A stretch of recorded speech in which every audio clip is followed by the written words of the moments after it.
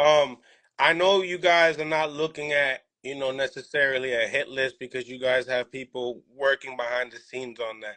But in the same time, is there a particular type of a person that you look at, like maybe you want to leave like a message, like, yeah, like I'm looking at you, like who is that guy that you guys are looking at? That's like, you know what, it's gonna happen, and I need him to know that we looking It's at him. got to be somebody. It's got to be. I don't know if Bernard got a guy, but when we were doing our pre-fight interviews, I had told one of the interviewers that a young prospect that he was asking like, what young prospects do I like? I was like, as far as young prospects that I like Joel Aerta. He's with Golden Boy. I like Joel Aerta. We fought in the amateurs. Uh, I was telling them that like he's a hell of a fighter. He had made his pro debut at 40 earlier this year, but I think he's coming up to 47. As far as I understand, I think he was saying like it's more comfortable at 47 than 40. And I think if his career progresses how I predict it'll progress, and mine progresses how it'll progress, that's a great fight down the line. Bernard. For me, my list is the guys coming. I mean, to be honest with you, I think if we stay how we're staying, Jalil progresses like is progressing, and the sport and weight of guys in front of us go how they go. I think Jalil can get the fights that Jerron wasn't able to get because he's so big. I think Jalil could get the Teofimos.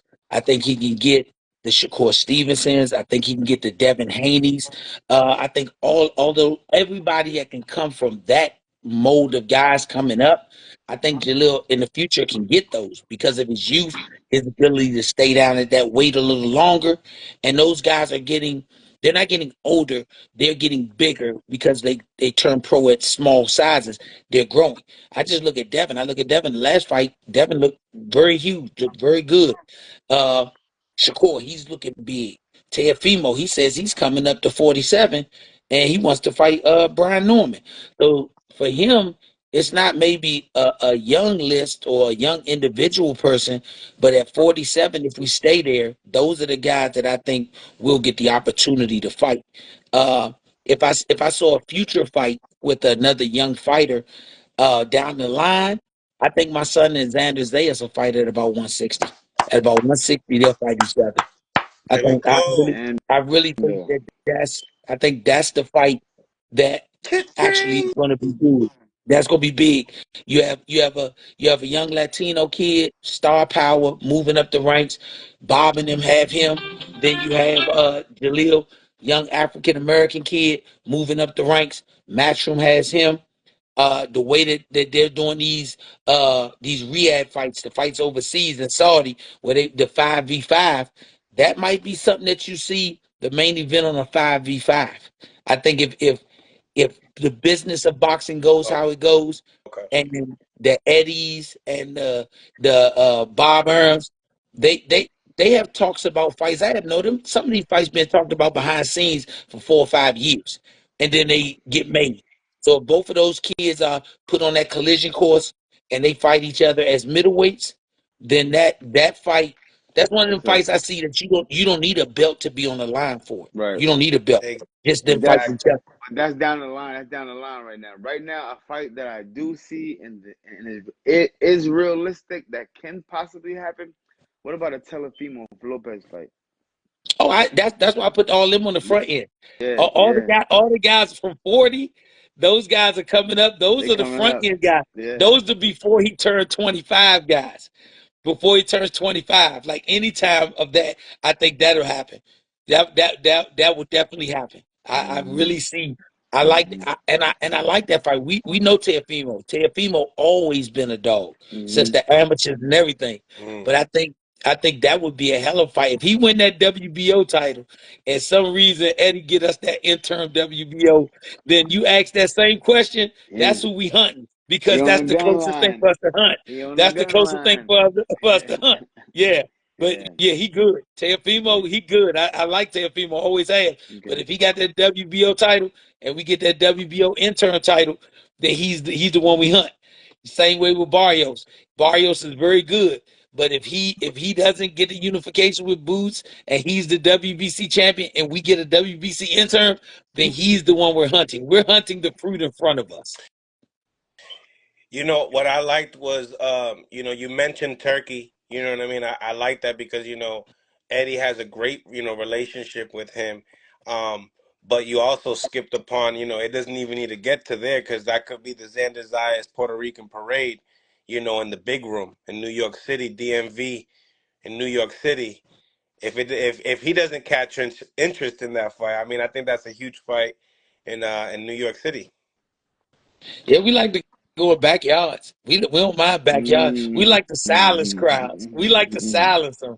Yeah, that I think my son has always loved to do that since the amateurs. We'll fight you in your house. It don't matter. 24 feet, 19 feet, those are the same dimensions no matter what city you in. Right, Mm. right. Have you guys ever worked with Tank?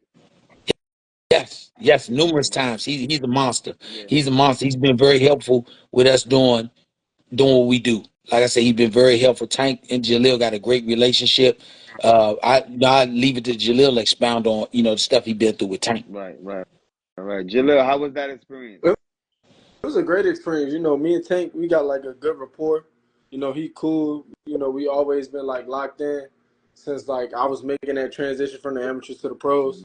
My first time ever like really working with him and we like really sparred and it wasn't him just giving a young guy some rounds moving around was when he was getting ready for his homecoming fight against Ricardo Nunez. And he basically was like, yeah, he think he ready to be a pro. Like we about to find out today. And so like, Mm. that was one of them situations where like I was like, all right, if I'm in here working with Tank, it's gonna like boost me to a whole different level as far as like my confidence. And like the more and more I work with him, I feel like the better and better I got. I added wrinkles to my game over the times. Training with him, training with Coach Calvin, Coach Kenny, and flash forward to now, I talk to him after almost every fight. Mm.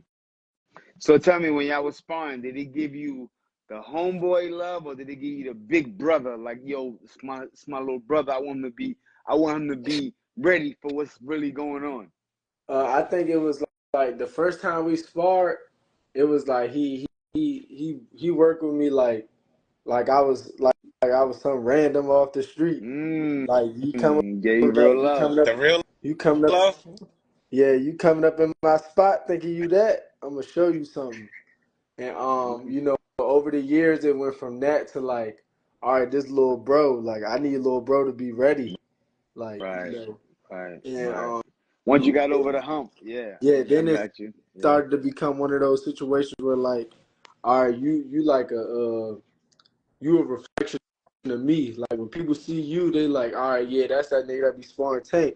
And he was like, I can't have you looking like some shit because they gonna put you in the same boat as me.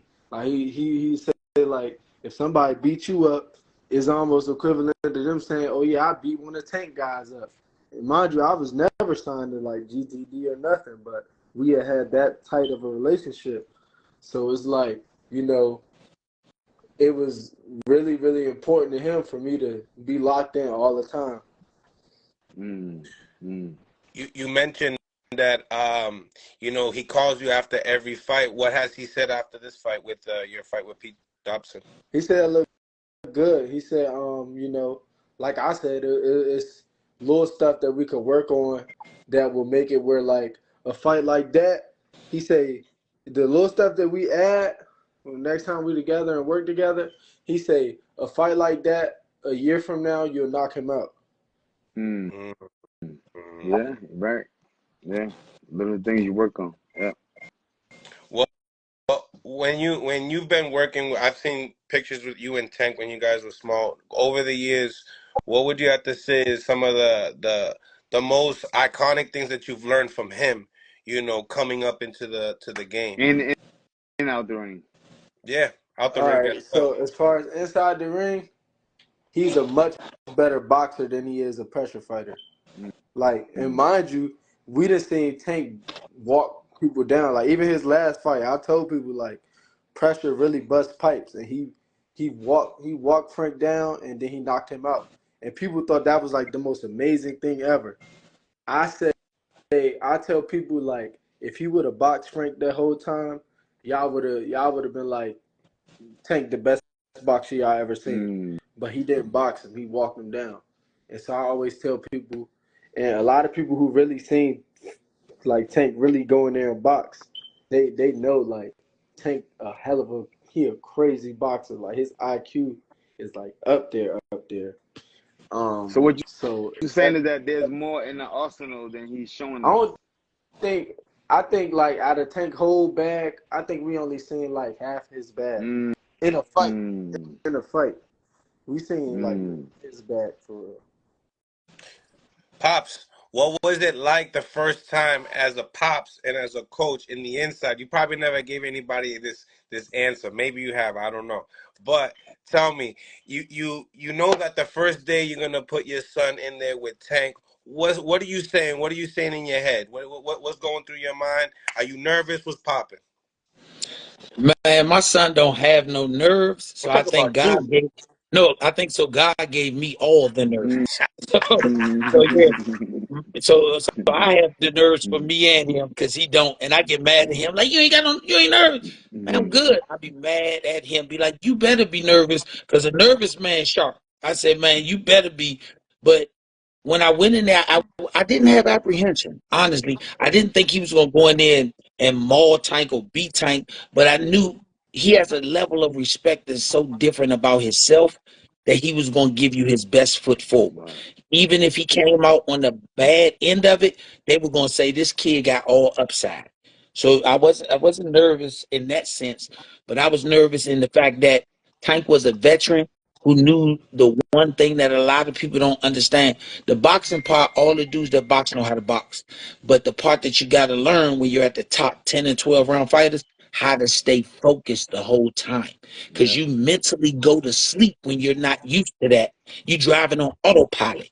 And a couple of times I see him going on autopilot. He walking back to the corner. I squeeze the squirt out on his face. Mm. Like, surprise, wake Mm. up. Wake up. Because Yeah. You Tank, can't fall asleep.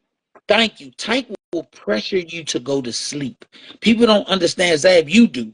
But most Mm. people don't understand if they could see your brain while you're fighting, your brain is sweating more than your body because your thinking got to be on 100%. And a young fighter, they go to sleep. They take naps during fights. And I told my son, that's why I said the first 10 rounder, put the first six in the bag. Because I know the first six, all of y'all are excited, your adrenaline running, put them in the bag against an older fighter. Round 7 and 8, I'm giving you, for lack of better words, permission to take a nap. Put your defense high, take your nap then. Take your break. But then we gotta go back to work. Because all young fighters, they fall asleep. They've never been 10 rounds. They've never done that. So if they gotta do it, you gotta understand where you take breaks, where you don't take breaks. It's a plan to give rounds away. It's a Mm. plan to take. I remember you. I can't think of the dude you fought. It was a Spanish guy. You was on Tuesday Night Fights. Mm. And your dad, I think this was your second 8 round or a 10 round. And your dad was like, use your legs, regather yourself. Mm. And I was like, damn, he really took he Mm. gave you permission to Mm. take a break. I see Literally. you falling asleep. Mm. Get out there, use your legs, wake yourself back up. Then we get started next round. He didn't get mad because I think you threw like 20 punches in that round. Mm. He was like, all right, now you woke, let's get back to work. And the Back to next work. round, I think you stopped the dude. Right. Once again, that's stuff that your coach has to know how my fighter is actually going to react to situations. Uh, Jalil, how did you feel physically in the fight, and how long do you feel like you can make 147 pounds? Uh, Physically, I felt very strong. Like if you watch the fight, like I always tell people, like it's a difference between being strong and hitting hard. Right. Now I always feel like I hit hard, but like at times, like in previous fights, I would feel like the guy I'm in there with was stronger than me. This fight right here was the first time like I felt like I was the bigger puncher and I was the stronger guy. So I felt strong. I felt good. I didn't really feel like I was losing strength. as far as like being able to push off and stuff like that. Honestly, until the 10th round, but the first 9, like I felt strong the whole time, and I felt great, and I really don't feel like now that I look at it, I don't think it was a situation of me losing strength in the 10th round. It was more of a situation of me saying, let me dial back on trying to hit him hard Mm, and just up my output. Got it. mm. Got it. Got it. Makes sense. Coach, same question. Um, to me, it was the game plan. It was I knew ahead of time where I thought he was going to have lulls, so I wanted to be prepared for it. If I'm prepared for it, it's not a lull. We planned on doing that. That's why I say I never got frustrated at nobody who made comments about, man, round 7 and 8, he looked like he was tired. No, we already had planned. Put the first 6 in the bag, Take and off. then the 7 and 8 take off because we got to close out big. If you Knock him watch out, the let him 10th go. round, I told my son, don't look for a big shot. Start putting 6 punch combination together. You can't say he's tired if he put a 6 punch. One time he put a 6 punch combination followed by a triple hook right hand jab. Mm, You can't say I'm tired if I did all of that because we planned for it. Like I said, Zab, no. His dad planned for how fights were going to go. This is what mm, we're going to do. If you look at, I always tell my son, if he gets into a championship fight, we're gonna look at that as an amateur national tournament. Zab, know you got to win 5 nights, 3 rounds at a five time. nights. So that's how we gonna approach it. 3 rounds at a time. Take the first 3, then we win them 2-1. Take the second 3, 2-1. Take the Mm, third 3, 2-1. Take the fourth 3, 2-1. Take the fifth 3, 2-1. And we gotta win. We walked out of there with a win. If the knockout come, it come. But if it don't come and he's willing to that's stand there and take a beating, we cool. Hey, Dad, We hey, cool. Dad, I don't mean to cut you off, but we're going to treat it like a tournament where I got a first round bye because we're not fighting a 15-round fight. This only a 12-round. hey. Okay, see, he correct me there. Thank you, son. I guess I came up old. I came up old, Zach. Came up old. But yeah, but the premise is he understands it. See, he that's what I'm talking about. Good team. His IQ is growing. Every IQ, time yeah, every time he goes, his yeah. IQ is growing. A lot of And young that's what fighters I don't know need to see. that. A lot of young fighters don't know that information. Yeah, his IQ is growing every time. We've grown to the point where we have conversations in the corner. We have conversations in the corner. I don't know if anybody noticed. I think it was the 5th round. He kind of tapped me on my hand when I was leaning over, and he was like, "Go ahead, Coach Kenny." Because whatever Coach Kenny was saying, he was like, "That's what I'm needing right this second." Coach Kenny said it. He was like, "Now what you got, Pop?" I peeped They it. were saying, "Yeah, I peeped yeah." it. So we it's like a Fortune 500 in the corner. Everybody put their minds collectively together, and we get what the thing is that makes us win. No one person is right. No one person is wrong. We came here with the same common goal. Let's win this fight. And I like it because I feel like in boxing it got to be like that NASCAR racing when they change the tires and they got the one person Yeah. spraying and stuff like that. It got to be a collective team at the Teamwork. highest level. You know Yeah. what I mean? Yeah. I think it's very important. I'm gonna tell you the most important person that was in his corner, and I don't want to slip that by, Coach Zoe. I'm gonna tell you why he was the most important person in his corner.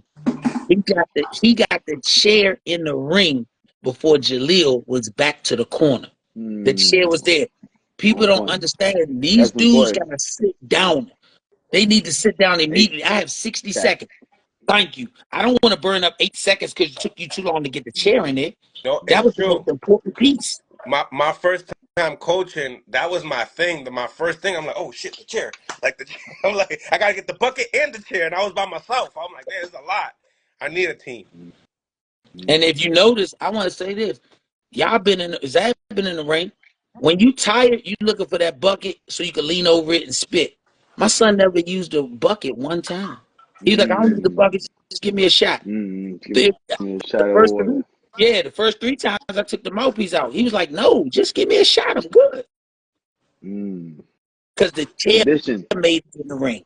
Because the That chair means made it. he's in good condition too, as well. Yeah, yeah. Now, salute to Brian Norman Sr. on the live. I see him as well. So you know he spoke upon working with you guys, and he said great things about you guys. But you guys also said that you're friends with Boots. So there's a fight. There's a fight that you guys are friends that you guys can't make because of that. So when it comes to Brian Norman, is there another friendship that we can't make this fight either, or is this a possible thing that we could possibly make money together? No, I think that fight makes absolute sense. He is a friend. I don't say he's not a friend, but when you look at the landscape of where we are, Boots is not in our generation. Even if Brian is a champion, he's not. Jalil and Brian are in the same generation. So Mm. if that fight can be made, that fight we will not be one of those. We don't want to do it. That's my guy. No, indeedy. We would get in that ring and we'll square up. After the fight, I'm gonna shake his hand at the press conference. Right. You might see Jalil and Brian Norman look at each other in the face off and laugh. But know this: when they step in that ring, because they've sparred on numerous occasions, they fire and level because both of them want to win. The pride is there. The desire to make your life better is there. So now that's gonna happen. I think that's a fight that you see. Honestly, you could possibly see it at 25. You could possibly I see that I fight in 2025. okay. Well, hold up. I got a question for you, Jalil. Let's say you do get the fight with Brian, and you guys are in the fight, and let's say you get him hurt, and you can knock him out. Are you gonna take? Are you gonna take full advantage of putting who you are on the map, or are you gonna go, yo, that's my homie, I ain't Nah, gonna knock him out? Cause I, he I ain't. got I I ain't gotta gonna lie. He I don't gotta got that get him. demeanor. I gotta get him. I gotta get him You because got it. I know if he had me hurt, he gonna get me. Right. He Right. gonna get Right. me. I always tell people coming up. I came up in the gym with the Russells. You know, from the time I could walk, I was in the gym with them. I tell Mm. people don't even know. Gary Antonio Russell taught me how to walk, not Mm. walk with your boxing feet, like put one foot in front of the other. He taught Mm. me how to walk. So like when I got to the age of sparring, 13, 14 years old, me and him, that was like the first like pro I really worked with, and like we really sparred. And Mm. like it would be days where like I would be having a bad day and he would be fucking me up. And it'd be days where he having a bad day and I'll be whooping his ass. So it's like, if I do that to him and I look at him like my uncle. If I do that with him, somebody that I look at as a friend, I'm not gonna take it easy on them. Mm.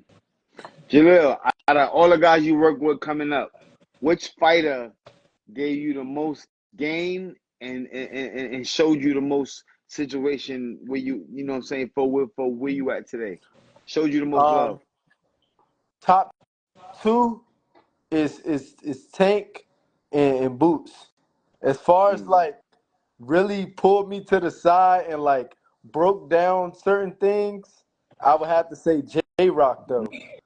Mm. Shout out to J Julius Rock. J Rock Williams probably got one of the best inside games I ever seen in boxing. Like been in the ring with, and people always tell me my inside game is crazy, but his inside game is unreal. Like a lot of the things you see me do, I got it from him and Coach Breadman. That Mm, inside, I like they Mm. that. they inside work up there is nice, and I think And that's Breadman a didn't tell me nothing. None Okay, of that. bread man. He didn't Okay, tell me shout out none to of that. bread I talked to him man. earlier Okay. today. I think that's a Yeah. Philly. I think that's a Philly thing though, because I feel like Boots got a real good inside game too. And I was looking at some of the comments on my fight. A lot of people were saying like I felt like Bernard Hopkins. I never got that comparison before, and the past few days I just been looking at Bernard Hopkins tapes trying to find like the similarities. Yeah. And do you see But big house some? had wow I inside mean, Do game you though. do, His that's a good do one. you compliment. see do you That's a see good some compliment. similarities or That's no? a good compliment. Slightly, slightly. I ain't been really watching enough. I didn't only so far. I didn't watch about 5 fights. I don't think I can gauge it off of 5 fights. But give me till the end of this week. I definitely could tell you an answer. Vihat was a dog. I Vihat was a dog. so I Yeah. That was one of the ones that said it too, but I said without the Philly show because I don't see you fight off of the Philly. You Yeah, know what I I feel mean? like I feel like the Philly show is something that you have to have in your repertoire from the time that you started boxing. If And it maybe wasn't it's in the your stature. You guys have like a similar stature. yeah, and I think as far as perfecting the Philly shell, that has to be something that you've done from the time that you put on gloves Yeah, all the way up until now. Like I didn't do that when I started boxing. So I like for agree. me to try and pick it up at 21 is hard. It's like teaching the child a language. When you have a baby who's brought up in the house speaking English and Spanish just flows off for them. But when you got kids, shit like me, I ain't learned no damn Spanish until high school. So it's like it came harder for me because you're picking it up later.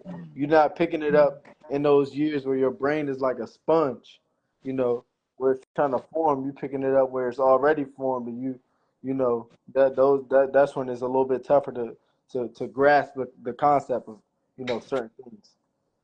Right.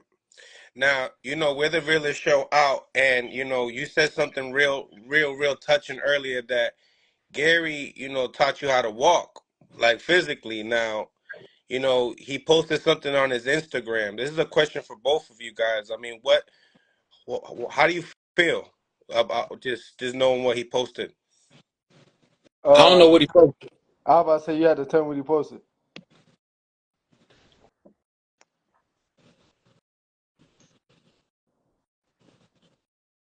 Mills be tapped in. Mills be seeing all type of shit. I'm here for the fighters. He be tapped in. I ain't gonna lie. I ain't even see it. I think he took it down. With some old videos or something. No, no. I'll leave it at that. We'll leave that at that. Um, but nevertheless, man, guys, last last minute. I don't. Do you have any more questions, Ev? I'm sorry. No. We good. Now, how is your relationship with the Russells now? Still the I same? I talk with Gary Antonio Russell, Gary Antoine Russell. I talk with them often. Um, as far as everyone else, it's like when we see each other, we talk, but we don't talk as often as you know Gary Antoine and Gary Antonio and I.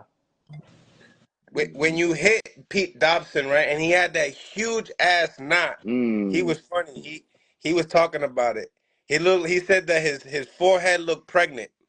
So what did you hit him with a punch? Was that an elbow? I I What was that? watched the fight. It was like a punch that grazed off, and he ended up getting scraped with the elbow. Oh, One of those now, like now that. when you seen that Mm. thing growing, dog, right? Where is that something that you wanted to Oh, I like a once pimple, like you want yeah, once I seen it start to grow, I definitely was aiming for it. I was trying to Mm. bust it open. Oh. What if you'd have busted? What if you hit to? that? That shit would have just bust Was open. it That would have bothering been him? crazy. You think? Yeah, Or definitely. I feel like I think he definitely like kept pawing at it. I feel like his corner did a great job of dealing with it. I watched the Was fight like in what between in between rounds, like they was scraping at it real good. was it Um, mushy? Like was it soft when you was hitting it? Was it yeah, it was like like it was. It felt like if I hit it hard enough, it'll pop. that's what I'm saying. That's what I'm saying. Yo, son. You know what, Mills? I asked that question because I've been there before. I fought a fighter with that shit, I kept trying to like, come on, bust the shit, bust it. Like, you know what I mean? Like, that's what I asked you. That did you want to see it bust open? I mean, that's just a fighter thing, guys. It's Yeah, a fighter thing. I ain't even gonna lie. It's weird, but like I was aiming at it like, man, if this Yeah. motherfucker bust open that shit. I want to see like, is it gonna be blood Yeah. in it? Like, is it gonna be? Right. Is it gonna be juicy? Yeah, What? Yeah. That's just a fighter's thing, guys. Yeah.